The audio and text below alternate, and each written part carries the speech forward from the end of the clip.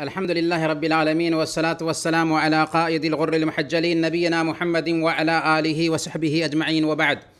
محترم بھائیوں اور بہنوں، رمضان کے اس کلاس میں آپ سب کا استقبال ہے، اور ہر دن کے جیسے آج ہم سب سے پہلے قرآن کریم سے ایک چھوٹی سی سورہ سیکھیں گے، پھر ایک حدیث کا مفہوم جانیں گے، اور آج کا پیغام بھی ہوگا۔ تو آج کی سورہ ہے سورہ القارعہ۔ اللہ تعالیٰ فرماتا ہے بسم اللہ الرحمن الرحیم، القارعۃ ما القارعہ، کھرکھرا دینے والی۔ کیا ہے وہ کھرکھرا دینے والی؟ وما ادراک ما القارعہ، آپ کو کیا پتہ کہ وہ کھرکھرا دینے والی چیز کیا ہے؟ یوم یکون الناس کالفراش المبثوث، جس دن لوگ بکھرے ہوئے پروانوں پتنگوں کے جیسے ہو جائیں گے۔ وَتَكُونُ الْجِبَالُ كَالْعِهْنِ الْمَنْفُوشِ، اور پہاڑ دھنے ہوئے رنگین اون کے جیسے ہو جائیں گے۔ فَأَمَّا مَنْ ثَقُلَتْ مَوَازِينُهُ، تو جس کے پلرے بھاری ہوں گے، فَهُوَ فِي عِيشَةٍ رَاضِيَةٍ، تو دل پسند آرام کی زندگی میں ہوگا۔ وَأَمَّا مَنْ خَفَّتْ مَوَازِينُهُ، جس کے پلرے ہلکے پڑیں گے، فَأُمُّهُ هَاوِيَةٌ، تو اس کا ٹھکانہ ہاویہ ہوگا۔ وَمَا أَدْرَاكَ مَا هِيَ، آپ کو کیا پتہ کہ یہ کیا ہے؟ نَارٌ حَامِيَةٌ، وہ اصل میں تیز و تند آگ ہے، جہنم کی آگ ہے۔ یہ ہے سورہ القارعہ۔ اس سورہ میں قیامت کی ہولناکی کی طرف اشارہ کیا گیا ہے۔ القارعہ قیامت کے ناموں میں سے ایک نام ہے، جس کا مطلب ہوتا ہے ہولناکی سے دلوں کو خوف زدہ کر دینے والی چیز۔ اور قیامت کا جب منظر ہوگا تو قیامت کی ہولناکی سے دل خوف زدہ ہو جائیں گے۔ چنانچہ اللہ تعالیٰ فرماتا ہے القارعۃ ما القارعہ، کھرکھرا دینے والی چیز کیا ہے؟ وہ کھرکھرا دینے والی چیز۔ اور آپ کو کیا پتہ کہ وہ کھرکھرا دینے والی چیز کیا ہے؟ یوم یکون الناس کالفراش المبثوث، جس دن انسان بکھرے ہوئے پروانوں یعنی پتنگوں کے جیسے ہو جائیں گے۔ جب گرمی میں لائٹ جل رہی ہو تو آپ دیکھتے ہوں گے کہ اس لائٹ کے آس پاس پتنگے مچل رہے ہوتے ہیں، اور مچلتے مچلتے اپنی جان دے دیتے ہیں۔ اللہ رب العالمین نے قیامت کا منظر بیان کیا کہ انسان قیامت کی ہولناکی اور تباہی سے یوں ہوگا جیسے پتنگے اڑتے ہوئے ہوتے ہیں، ویسے ہی انسان اڑ رہے ہوں گے۔ وَتَكُونُ الْجِبَالُ كَالْعِهْنِ الْمَنْفُوشِ، اور پہاڑوں کی حالت کیا ہو جائے گی قیامت کے دن کہ وہ دھنے ہوئے رنگین اون کے جیسے اڑتے ہوں گے۔ پہاڑ جس کی سختی بہت مشہور ہے، لیکن کل قیامت کے دن پہاڑ اتنا سخت ہونے کے باوجود دھنی ہوئی روئی کے جیسے ہو جائیں گے۔ ہولناکی اور تباہی کا ہی منظر ایسا ہوگا۔ ہاں، اس دن پھر کیا ہوگا؟ فَأَمَّا مَنْ ثَقُلَتْ مَوَازِينُهُ، اس دنیا میں چونکہ ایک انسان کو اس لیے بسایا گیا ہے کہ وہ آخرت کی تیاری کر لے، اس لیے حساب و کتاب ہوگا۔ سارے انسانوں کو اللہ رب العالمین کے پاس حاضر کیا جائے گا، ان کا لیکھا جوکھا لیا جائے گا۔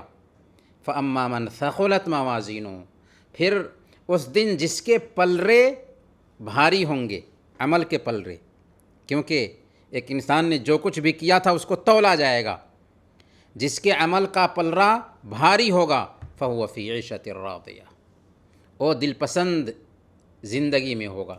یہ زندگی کون سی ہوگی؟ یہ جنت کی زندگی ہوگی، اسے جنت میں داخلہ نصیب ہوگا۔ جہاں ایسی نعمتیں ملیں گی جنہیں نہ کسی آنکھ نے دیکھا ہوگا، نہ کسی کان نے سنا ہوگا، اور نہ ہی کسی دل پر اس کا خیال گزرا ہوگا۔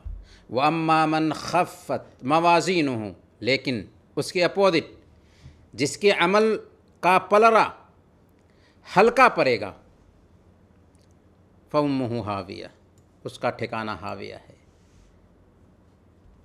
پھر اللہ نے پوچھا کہ یہ ہاویہ کیا چیز ہے؟ تمہیں معلوم ہے کہ ہاویہ کیا ہے؟ نار حامیہ، یہ تیز و تند آگ ہے۔ جی ہاں، جہنم کی آگ، جس میں جہنمیوں کو جلنا ہوگا، وہ آگ جو دنیا کی آگ کے مقابلہ میں 70 گنا زیادہ ہے۔ اس لیے ایک انسان کو غفلت میں نہیں جینا چاہیے، آخرت پر دھیان دینا چاہیے۔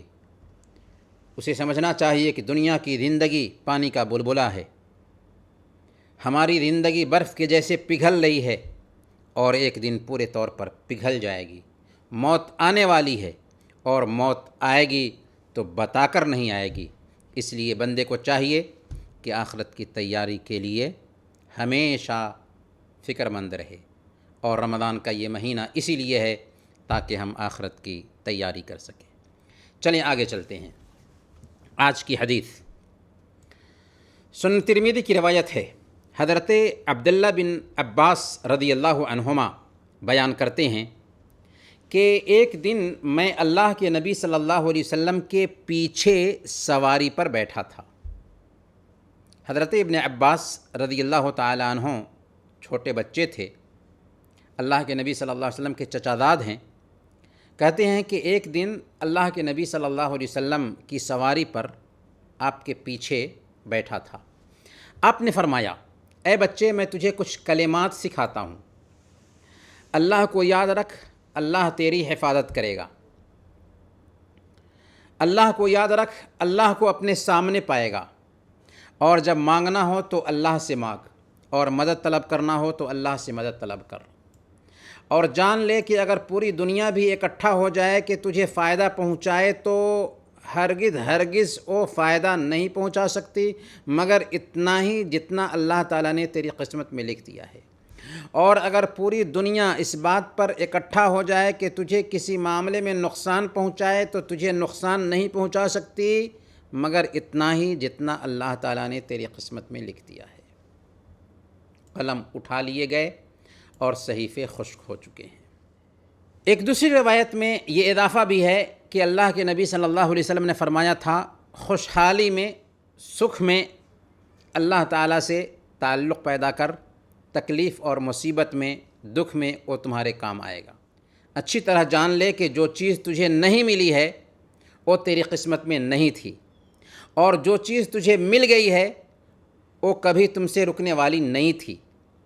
اچھی طرح سے جان لے کہ اللہ کی مدد صبر کے ساتھ ہی وابستہ ہے، مصیبت کے ساتھ کشادگی ہے، اور تنگی کے ساتھ آسانی ہے۔ بہت ہی پیاری حدیث ہے۔ اس حدیث میں حضرت ابن عباس رضی اللہ تعالیٰ عنہ وہ کہتے ہیں کہ ایک دن میں اللہ کے نبی صلی اللہ علیہ وسلم کی سواری پر سوار تھا، آپ کے پیچھے بیٹھا ہوا تھا۔ آپ نے اس موقع کو غنیمت سمجھا۔ حضرت ابن عباس رضی اللہ تعالیٰ عنہ چھوٹے بچے ہیں، اس سے آپ اندازہ لگائیں کہ چھوٹے بچوں کو دین سکھانے کے لیے کیسی فکر مندی تھی اللہ کے نبی صلی اللہ علیہ وسلم کی، کہ اللہ کے نبی صلی اللہ علیہ وسلم اس موقع کو بھی غنیمت سمجھتے ہیں جبکہ آپ کے ساتھ ایک ننھا سا بچہ آپ کی سواری پر سوار ہے۔ اور پھر دین سکھایا کیا؟ عقیدہ کے مسائل سکھائے۔ چنانچہ اللہ کے نبی صلی اللہ علیہ وسلم نے حضرت ابن عباس رضی اللہ تعالیٰ عنہ سے کہا کہ اللہ کی حفاظت کر، اللہ تیری حفاظت کرے گا۔ یہی اللہ کا قانون ہے دنیا میں۔ جو کوئی بھی دنیا میں اللہ رب العالمین کے قانون کو فالو کرتا ہے، جو کوئی بھی اس دنیا میں اللہ رب العالمین کے قانون کے مطابق زندگی گزارتا ہے، جو کوئی بھی اللہ کے دین کے مطابق اس دنیا میں چلتا ہے، اللہ رب العالمین عجیب طریقے سے اس کی حفاظت فرماتا ہے۔ آپ کو پتہ ہے حضرت ابراہیم علیہ الصلوۃ والسلام جن کو آگ میں ڈال دیا گیا تھا، آگ کا کام ہے جلانا، لیکن اللہ تعالیٰ نے آگ کو حکم دیا یا نار کونی بردًا وسلاما علی ابراہیم، اے آگ ابراہیم علیہ الصلوۃ والسلام پر ٹھنڈی ہو جا اور سلامتی کے ساتھ ٹھنڈی ہو جا۔ چنانچہ آگ ابراہیم علیہ الصلوۃ والسلام کے لیے گلے گلزار بن جاتی ہے۔ حضرت موسیٰ علیہ الصلوۃ والسلام کو دیکھیے، بنو اسرائیل کو لے کر نکلے تھے، پیچھے سے فرعون اپنی سینا کے ساتھ میں تعاقب کر رہا ہے، سامنے میں سمندر ہے، بنو اسرائیل پریشان ہو جاتے ہیں، لیکن حضرت موسیٰ علیہ الصلوۃ والسلام کہتے ہیں کلا ان معی ربی سیہدین، ہو نہیں سکتا کہ ہمیں نقصان ہو، اللہ ہمارے ساتھ ہے، وہ ہمیں راستہ بتائے گا۔ پھر کیا ہوا؟ اللہ تعالیٰ نے سمندر میں راستہ بنا دیا یا نہیں؟ اسی طریقے سے اللہ کے نبی صلی اللہ علیہ وسلم کی پوری زندگی کو پڑھ جائیے، قدم قدم پر اللہ کے نبی صلی اللہ علیہ وسلم کی اللہ پاک حفاظت فرماتا ہے۔ درجنوں مرتبہ اللہ کے نبی صلی اللہ علیہ وسلم پر جان لیوا حملہ ہوتا ہے، لیکن اس کے باوجود اللہ کے نبی صلی اللہ علیہ وسلم کی اللہ تعالیٰ حفاظت فرماتا ہے۔ اس سے یہ پتہ یہ چلتا ہے کہ جو اللہ کی حفاظت کرتا ہے اللہ اس کی حفاظت کرتے ہیں۔ اسلامی لشکر کے سپہ سالار عقبہ بن نافع رحمۃ اللہ علیہ، جن کو امیر معاویہ نے سن 50 ہجری میں افریقہ کے مہم پر بھیجا تھا، ایک جگہ پر گئے فوج کو لے کر، تو وہاں پر چھاونی بنانا چاہ رہے تھے، جہاں پر چھاونی بنانا چاہ رہے تھے وہاں پر جنگل تھا اور پورا علاقہ جنگلی تھا، جہاں پر سانپ تھے، خونخوار درندے تھے۔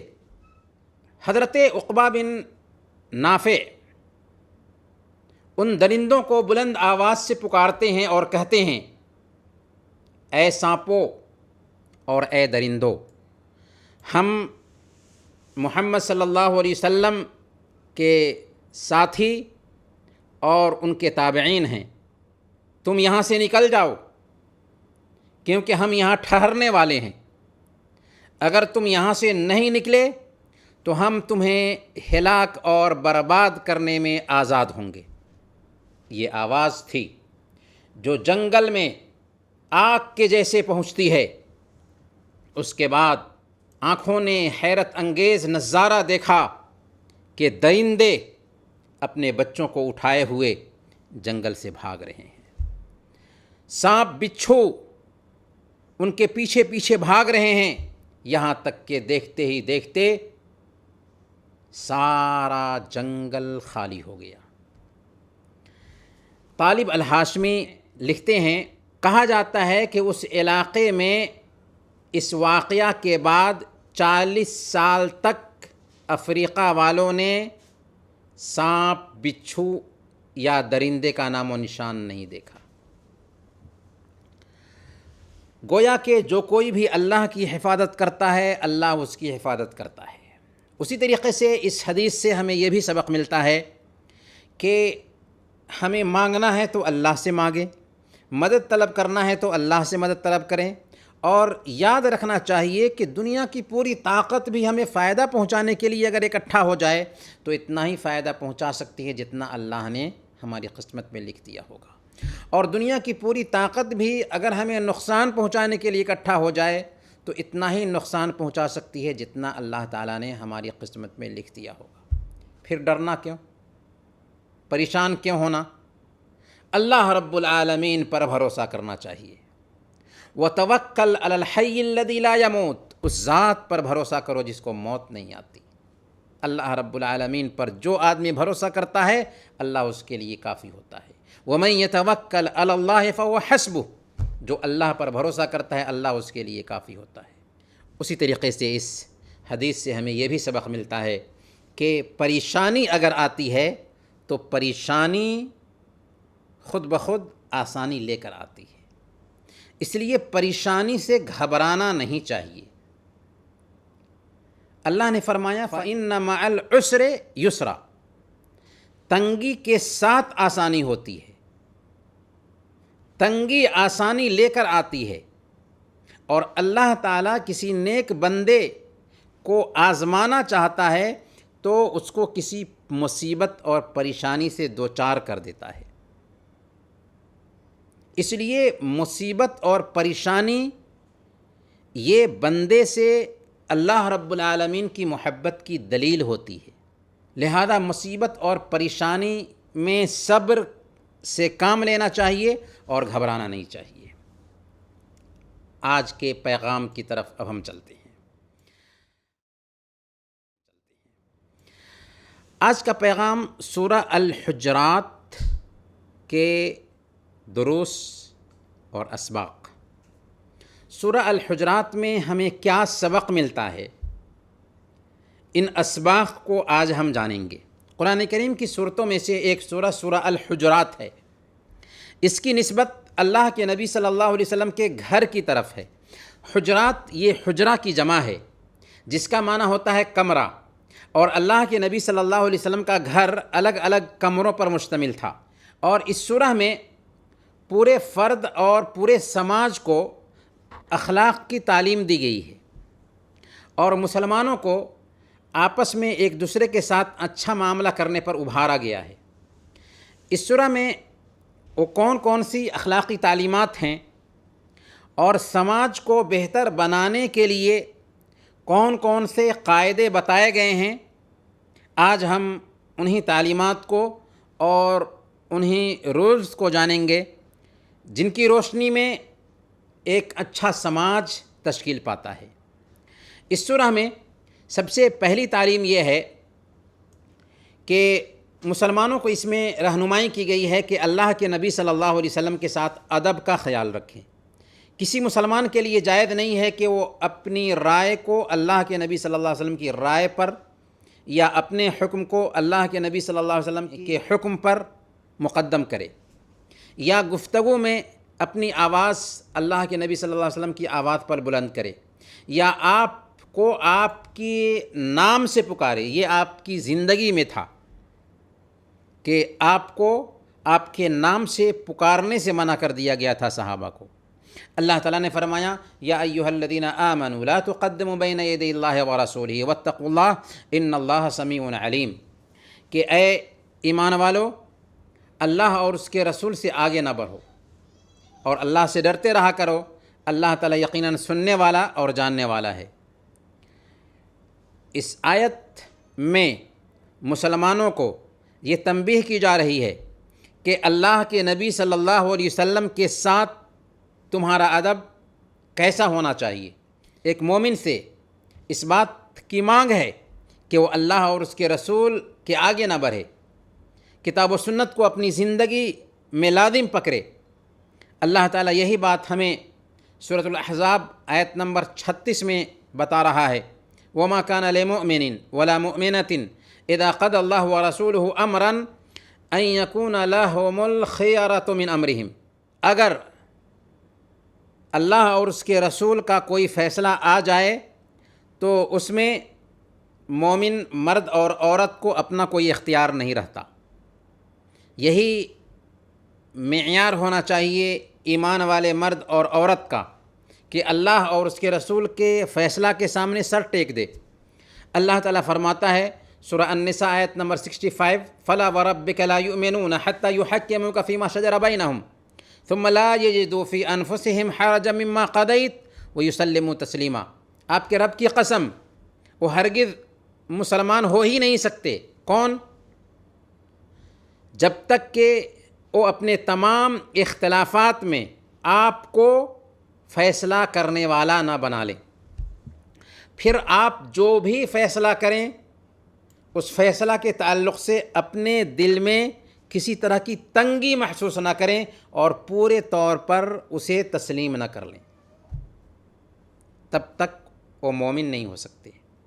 علماء کہتے ہیں کہ اللہ کے نبی صلی اللہ علیہ وسلم کی زندگی میں آپ پر آواز بلند کرنا منع تھا، ویسے ہی آپ کی وفات کے بعد بھی آپ کے فرمان کے سامنے ہمیں سر ٹیکنا ہے، اور آپ کی بات جب کی جا رہی ہو، آپ کی حدیث جب سنائی جا رہی ہو، تو وہاں پر بھی آواز بلند کرنا یہ اللہ کے نبی صلی اللہ علیہ وسلم کے ساتھ ادب کے خلاف ہے۔ گویا اللہ کے نبی صلی اللہ علیہ وسلم کی احادیث کا احترام ضروری ہے، اللہ کے نبی صلی اللہ علیہ وسلم کی مسجد کا احترام ضروری ہے، اللہ کے نبی صلی اللہ علیہ وسلم کی شان میں ہلکی سی بے ادبی بھی ہمارے عمل کو برباد کر دینے کا سبب بن سکتی ہے۔ اللہ نے فرمایا ان تحبط اعمالکم وانتم لا تشعرون، کہ کہیں ایسا نہ ہو کہ اس کی وجہ سے تمہارے اعمال برباد ہو جائیں اور تمہیں اس کی خبر بھی نہ ہو۔ سورۃ الحجرات میں دوسری تعلیم یہ دی گئی ہے کہ اگر کوئی خبر پہنچتی ہے تو پہلے اس خبر کی تحقیق کر لیا کریں۔ مسلمانوں کو یہ رہنمائی کی گئی ہے کہ اگر کوئی فاسق یا فاجر خبر پہنچاتا ہے تو پہلے اس خبر کی تحقیق کر لیں۔ اللہ فرماتا ہے یا ایھا الذین آمنوا ان جاءکم فاسق بنبأ فتبینوا ان تصیبوا قوما بجہالۃ فتصبحوا علی ما فعلتم نادمین، کہ اے مسلمانوں اگر تمہارے پاس کوئی فاسق خبر لائے تو پہلے اس کی تحقیق کر لیا کرو، ایسا نہ ہو کہ نادانی میں نہ جاننے کی وجہ سے کسی قوم کو تکلیف پہنچا دو، پھر تمہیں اپنے کیے پر پچھتانا پڑے۔ یعنی پہنچنے والی کوئی بھی خبر ہے پہلے اس کے سورس کو دیکھ لو، اس کی تحقیق کر لو، بغیر تحقیق کے کوئی نتیجہ مت نکالو، کیونکہ تحقیق کے بغیر اگر کوئی ایکشن لوگے تو بعد میں کیا ہوگا؟ پچھتانا پڑے گا۔ اس میں اس بات کی تعلیم دی گئی ہے کہ کسی بھی خبر پر کان دھرنے کی بجائے پہلے اچھی طرح سے اس کی تحقیق کر لی جائے۔ بات کی تحقیق کیے بغیر کوئی بھی اقدام نہایت خطرناک ہوتا ہے۔ کسی کے بارے میں کوئی بات آپ تک پہنچی اور آپ فوراً اس کے بارے میں برا گمان پال لیں، یہ غلط ہے۔ پہلے تحقیق کر لیں واقعی اس نے وہ بات کہی بھی ہے یا نہیں۔ تیسری تعلیم اس میں یہ دی گئی ہے کہ اگر مسلمانوں کی دو جماعتیں آپس میں لڑنے لگ جائیں تو دوسرے مسلمانوں کو چاہیے کہ وہاں جا کر ان کے بیچ صلح کرا دیں۔ دو ایمان والوں کی جماعت کے بیچ صلح صفائی کرانا بہت اچھا کام ہے اور اچھی خصلت ہے۔ اللہ تعالیٰ نے فرمایا وَإِن طَائِفَتَانِ مِنَ الْمُؤْمِنِينَ اقْتَتَلُوا فَأَصْلِحُوا بَيْنَهُمَا، اور اگر مسلمانوں کی دو جماعتیں آپس میں لڑ پڑیں تو تم کیا کرو؟ ان کے بیچ ملاپ پیدا کر دو، ان کے بیچ صلح کرا دو۔ آگے فرماتا ہے اللہ تعالیٰ انما المؤمنون اخوۃ فاصلحوا بین اخویکم، بے شک مومن آپس میں بھائی بھائی ہیں، لہذا ان کے بیچ صلح صفائی کرا دو۔ اللہ کے رسول صلی اللہ علیہ وسلم نے مسلمانوں کی مثال کیا بیان فرمائی؟ آپ نے فرمایا مثل المؤمنین فی توادہم وتراحمہم وتعاطفہم مثل الجسد الواحد اذا اشتكى منه عضو تداعى له سائر الجسد بالسہر والحمى۔ آپسی محبت، رحم دلی اور نرمی میں مسلمانوں کی مثال ایک جسم کی سی ہے، جس کے ایک انگ کو، ایک عضو کو کوئی تکلیف پہنچتی ہے تو سارا جسم بے خوابی اور بخار میں مبتلا ہو جاتا ہے۔ یعنی ایک حصے کو تکلیف پہنچی تو جسم کی نیند اڑ جاتی ہے اور سارا جسم اس تکلیف کا شکار رہتا ہے۔ یہ ہے ایک مسلمان کی پہچان۔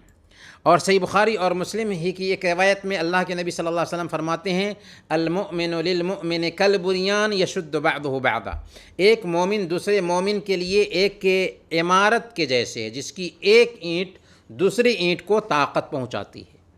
یعنی جس طریقے سے دیوار کی ہر اینٹ دوسری اینٹ کو سپورٹ کرتی ہے اور اس کی مضبوطی کا سبب بنتی ہے، بالکل اسی طریقے سے ایک مومن دوسرے مومن کا سپورٹ کرے.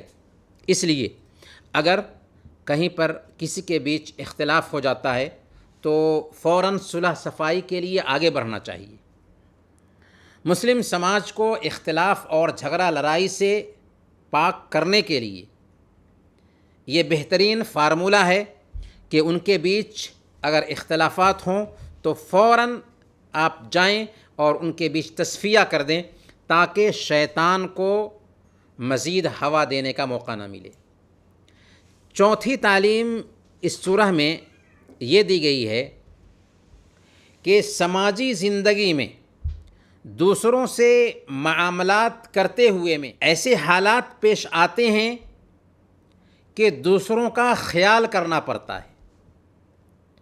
اگر خیال نہیں کرتے ہیں تو اختلافات جنم لیتے ہیں. اس لیے دوسروں کا مذاق اڑانا، ٹھٹھا کرنا، پھپتیاں کسنا، دوسروں کو برے القاب سے پکارنا، ان میں عیب نکالنا، ان پہ طعنہ کسنا، یہ ساری کی ساری عادتیں سماجی زندگی کے لیے گھٹیا عادتیں سمجھی جاتی ہیں اور ان سے بچنا ایک مسلمان کے لیے ضروری ہے. اس لیے اللہ تعالیٰ نے فرمایا یا ایھا الذین آمنوا لا یسخر قوم من قوم عسى ان یکونوا خیرا منہم ولا نساء من نساء عسى ان یکن خیرا منہن ولا تلمزوا انفسکم ولا تنابزوا بالالقاب. اے ایمان والو، مرد دوسرے مردوں کا مذاق نہ اڑائیں. ممکن ہے کہ یہ ان سے بہتر ہوں، اور نہیں عورتیں عورتوں کا مذاق اڑائیں. ممکن ہے کہ یہ ان سے بہتر ہوں. نہ تو مرد مرد کا مذاق اڑائے اور نہیں عورتیں عورتوں کا مذاق اڑائیں. تو کیا مرد عورتوں کا مذاق اڑا سکتے ہیں یا عورتیں مردوں کا مذاق اڑا سکتی ہیں؟ نہیں. اسلامی سماج میں اس بات کے لیے گنجائش ہی نہیں رکھی گئی ہے کہ مرد عورتوں کے ساتھ میں گھل مل کر کے بیٹھیں اور ہنسی مذاق کریں. اسی لیے یہ تعلیم دی گئی کہ نہ مرد مرد کا مذاق اڑائیں اور نہ ہی عورتیں عورتوں کے بیچ ہوں تو ان کا مذاق اڑائیں. آپس میں ایک دوسرے کو عیب بھی نہ لگاؤ اور نہ ہی کسی کو برے لقب دو. اسلام قرآنی تعلیمات کی روشنی میں جو سوسائٹی قائم کرتا ہے، جو سماج بناتا ہے، اس کے آداب بہت ہی اونچے ہیں، بہت ہی بلند ہیں. اس میں کسی بھی انسان کا مذاق نہیں اڑایا جا سکتا، کیونکہ ایک کی عزت سب کی عزت ہوتی ہے. لیکن ہم دیکھتے ہیں سماج میں کہ کبھی مالدار فقیر کا مذاق اڑاتا ہے، کبھی طاقتور کمزور کا مذاق اڑاتا ہے، کبھی تندرست کسی معذور کا مذاق اڑاتا ہے، کبھی ذہین آدمی بودے انسان کا مذاق اڑاتا ہے، کبھی اولاد والا بے اولاد کا مذاق اڑاتا ہے، کبھی خوبصورت بدصورت کا مذاق اڑاتا ہے. لیکن اللہ کے پاس برتری کا معیار یہ نہیں ہے. اللہ کے پاس عزت کا معیار صرف اور صرف تقویٰ ہے. مذاق اڑانے کا مطلب ہے کہ کسی بھائی یا کسی بہن کو گری نظر سے دیکھنا، حقارت سے دیکھنا یا اشارے کنایے سے اس کی حرکت کو نقل کرنا، یہ بھی غلط ہے. یا کسی کے اندر عیب نکالنا، اس سے بھی منع کیا گیا. یا کسی کو ایسے لقب سے پکارنا جو اس کو خراب لگے. صحیح مسلم کی روایت ہے، اللہ کے نبی صلی اللہ علیہ وسلم نے ارشاد فرمایا بحسب امرئ من الشر ان یحقر اخاہ المسلم. کسی انسان کے برا ہونے کے لیے کافی ہے کہ وہ اپنے کسی مسلمان بھائی کو حقیر سمجھے، کمتر سمجھے. سنن ابی داؤد کی روایت ہے، ایک دن حضرت عائشہ صدیقہ رضی اللہ تعالی عنہ نے حضرت صفیہ رضی اللہ تعالی عنہ کی نقل اتارتے ہوئے کہا حسبک من صفیۃ کذا و کذا. صفیہ رضی اللہ تعالی عنہ میں عیب کے لیے ان کا ناٹی ہونا کافی ہے، پستہ قد ہونا کافی ہے. یہ سن کر اللہ کے نبی صلی اللہ علیہ وسلم نے فرمایا لقد قلت کلمۃ لو مزجت بماء البحر لمزجتہ. اے عائشہ، تو نے ایسی بات کہہ دی ہے کہ اگر اس بات کو سمندر میں ڈال دیا جائے تو سمندر کا سارا پانی گدلا ہو۔ آگے مزید کچھ تعلیمات دی گئیں، جیسے بدزنی نہ کرو، برا گمان مت پالو، غیبت مت کرو، کسی کے پیٹھ پیچھے اس کا عیب بیان مت کرو، اور ٹوہ میں مت لگو۔ اللہ تعالیٰ نے فرمایا یا ایھا الذین آمنوا اجتنبوا کثیرا من الظن ان بعض الظن اثم ولا تجسسوا ولا یغتب بعضکم بعضا ایحب احدکم ان یأکل لحم اخیہ میتا فکرہتموہ واتقوا اللہ ان اللہ تواب الرحیم۔ اے ایمان والو، بہت بدگمانیوں سے بچو، یقین جانو کہ کچھ بدگمانیاں گناہ ہیں، اور بھید نہ ٹٹولا کرو، اور نہ تم میں سے کوئی کسی کی غیبت کرے۔ کیا تم میں سے کوئی اپنے مردہ بھائی کا گوشت کھانا پسند کرے گا؟ تم کو اس سے گھن آئے گی، اور اللہ سے ڈرتے رہا کرو، بے شک اللہ تعالیٰ توبہ قبول کرنے والا اور مہربان ہے۔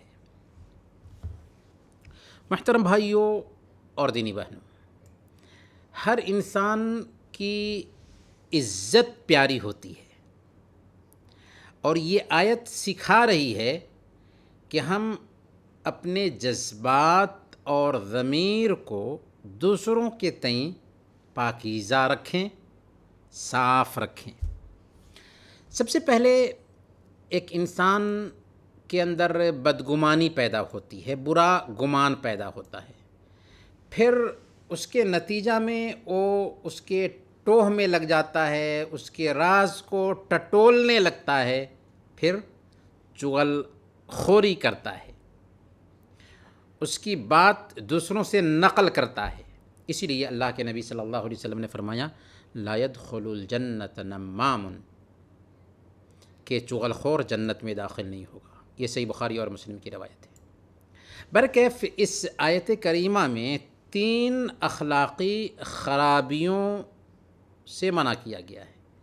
سب سے پہلے بدگمانی سے روکا گیا، اس لیے آدمی کو بدگمانی کا شکار اپنے آپ کو نہیں بنانا چاہیے، اچھا گمان رکھنا چاہیے، برا گمان نہیں پالنا چاہیے۔ اسی لیے امام ابو نعیم نے حلیۃ الاولیاء میں ابو قلابہ الجرمی کا یہ قول نقل کیا ہے۔ وہ کہتے ہیں کہ اذا بلغک ان اخیک شیء تکرہہ فالتمس لہ العذر جہدک، کہ اگر تمہارے پاس تمہارے بھائی کے بارے میں کوئی بات پہنچتی ہے جسے تم ناپسند کرتے ہو، تو جس حد تک ہو سکتا ہو اس کے لیے عذر تلاش کرو۔ فَإِن لَمْ تَجِدْ لَهُ عُذْرًا، اگر تمہیں کوئی عذر نہیں ملتا ہے، فَقُلْ فِي نَفْسِكَ، تو تم اپنے دل میں کہو لَعَلَّ لِأَخِي عُذْرٌ لَا أَعْلَمُهُ، شاید میرے بھائی کے پاس کوئی عذر ہو جس کا مجھے علم نہیں ہو سکا ہے۔ اس انداز میں اچھا گمان رکھنے کی کوشش کرنی چاہیے اور عذر تلاش کرنا چاہیے۔ پھر ٹوہ میں لگنے اور راز کو جاننے سے بھی اسلام نے منع کیا۔ صحیح بخاری کی روایت ہے، اللہ کے نبی صلی اللہ علیہ وسلم نے ارشاد فرمایا کہ جو شخص دوسرے لوگوں کی بات سننے کے لیے کان لگائے جو اسے پسند نہیں کرتے یا اس سے بھاگتے ہوں، تو قیامت کے دن اس کے کانوں میں سیسا پگھلا کر کے ڈالا جائے گا۔ یہ صحیح بخاری کی روایت ہے۔ کتنی سخت وعید ہے ایسے لوگوں کے لیے جو دوسروں کے ٹوہ میں لگتے ہیں یا دوسروں کی بات سننے کے چکر میں لگے رہتے ہیں۔ اور سنن ابی داؤد کی روایت ہے، اللہ کے نبی صلی اللہ علیہ وسلم نے ارشاد فرمایا یا معاشر من آمن بلسانہ ولم يدخل الایمان قلبہ لا تغتابوا المسلمین ولا تتبعوا عوراتهم فإن من اتبع عوراتهم يتبع الله عورته ومن يتبع الله عورته يفضحه في بيته۔ اے لوگو جو زبان سے ایمان لائے ہو اور دل میں ایمان داخل نہیں ہوا، مسلمانوں کی غیبت مت کیا کرو اور نہ ہی ان کے عیب کو جاننے کے در پہ لگو، اس لیے کہ جو کسی کے عیب کے در پہ ہوتا ہے اللہ اس کے عیب کے در پہ ہوتا ہے، اور اللہ جس کے عیوب کے در پہ ہو جائے اس کو اس کے گھر میں ہی رسوا کر کے چھوڑتا ہے۔ اس لیے کسی کے ٹوہ میں لگنا، کسی کے راز کو جاننے کی کوشش کرنا نہایت گھٹیا عادت ہے۔ تیسرے نمبر پر اس آیت میں غیبت سے منع کیا گیا، اور اس کی مذمت بیان کرتے ہوئے اللہ نے فرمایا کہ کیا تم اپنے مردہ بھائی کا گوشت کھانا پسند کرو گے؟ یعنی کسی کے پیٹھ پیچھے اس کے پائے جانے والے عیب کو بیان کرنا غیبت ہے، اور ایسا گویا کہ اپنے مردہ بھائی کا گوشت کھانا ہے۔ قرآن نے کہا کہ تم کو تو اس سے گھن آئے گی، یعنی تم اپنے مردہ بھائی کی بوٹی نوچ نوچ کر کے کھاؤ، ایسا تم پسند نہیں کرو گے۔ تو جب ایسا پسند نہیں کرتے تو غیبت کیوں کرتے ہو؟ حالانکہ غیبت کرنا اپنے مردہ بھائی کی بوٹی نوچ نوچ کر کھانا ہے۔ لیکن افسوس کہ آج ہمارے سماج میں سب سے لذیذ گوشت یہی سمجھا جاتا ہے۔ ہم مزے لے لے کر کے اپنے مردہ بھائی کا گوشت نوچ نوچ کر کھا رہے ہوتے ہیں۔ اللہ ہمیں ہدایت دے۔ اس سورہ میں چھٹی تعلیم یہ ہے کہ ساری انسانیت کی اصل اور بنیاد سے اس سورہ میں انسانوں کو آگاہ کیا گیا ہے۔ وہ بنیاد یہ ہے کہ اللہ تعالیٰ نے سارے انسانوں کو آدم اور حوا سے پیدا کیا ہے، گویا کہ سارے انسانوں کی اصل آدم اور حوا تک پہنچتی ہے۔ خاندانوں اور قبیلوں کی تقسیم صرف پہچان کے لیے ہے، انٹروڈکشن کے لیے ہے، تعارف کے لیے ہے، اس لیے نہیں ہے کہ ایک خاندان والا دوسرے خاندان پر اپنی برتری ثابت کرے، قطعاً نہیں۔ اللہ کے ہاں عزت کا معیار تقوی ہے، نہ کہ خاندان، نسب اور فیملی۔ اللہ تعالیٰ نے فرمایا سورہ الحجرات آیت نمبر 13، یا ایھا الناس انا خلقناکم من ذکر وانثی وجعلناکم شعوبا وقبائل لتعارفوا ان اکرمکم عند اللہ اتقاکم۔ اے لوگو، ہم نے تم کو ایک مرد اور ایک عورت سے پیدا کیا اور الگ الگ جماعتوں اور قبیلوں میں بانٹ دیا تاکہ تم ایک دوسرے کو پہچان سکو، لیکن لوگوں کے بیچ تم میں سب سے بہتر وہ ہے جو سب سے زیادہ اللہ کا ڈر رکھنے والا ہو۔ اس لیے انسانوں کے بیچ رنگ و نسل کا فرق نہیں ہونا چاہیے۔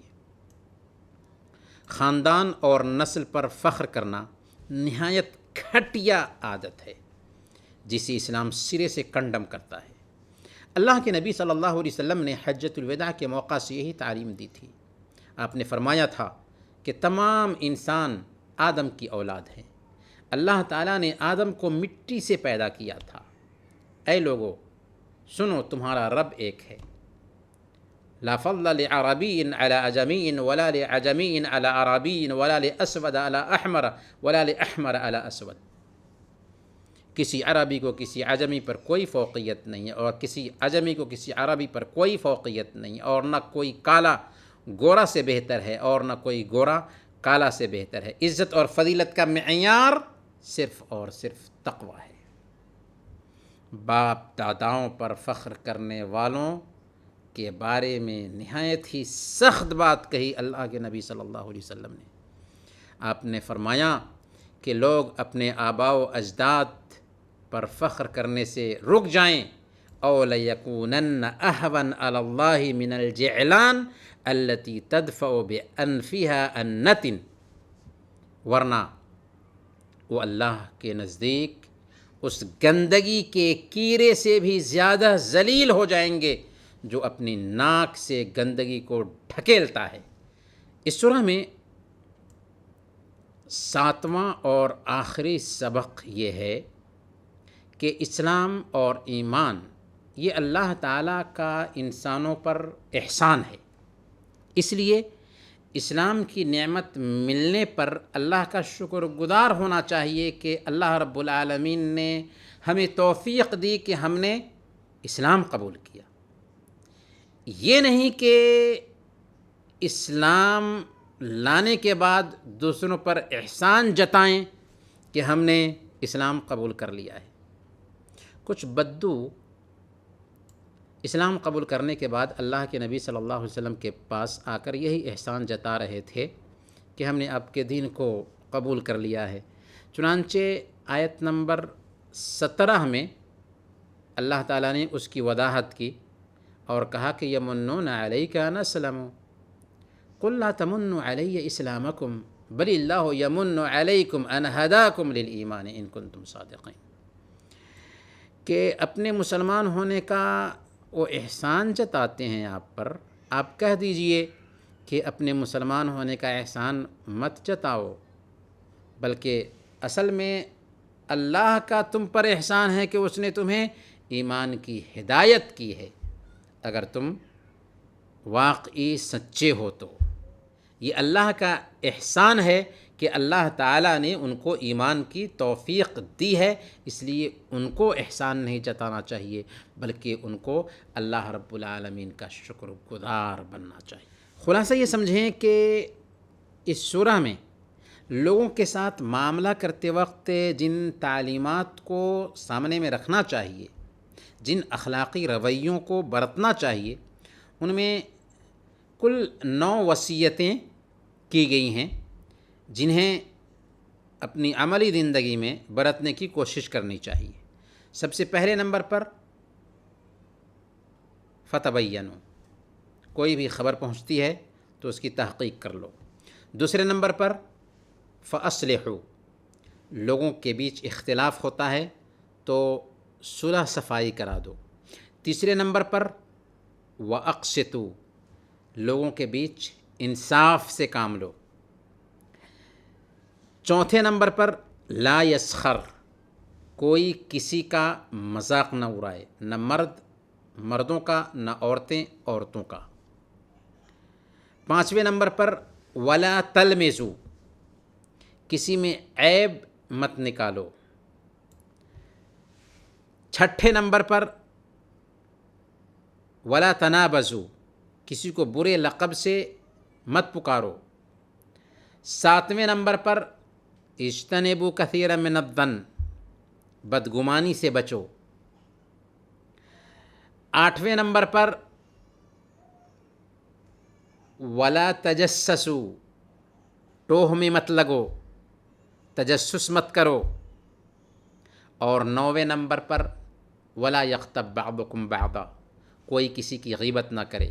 آج ضرورت ہے کہ قرآن کی سورہ الحجرات میں جو تعلیمات پیش کی گئی ہیں ان تعلیمات کے مطابق ہم اپنی عملی زندگی کو ڈھالنے کی کوشش کریں۔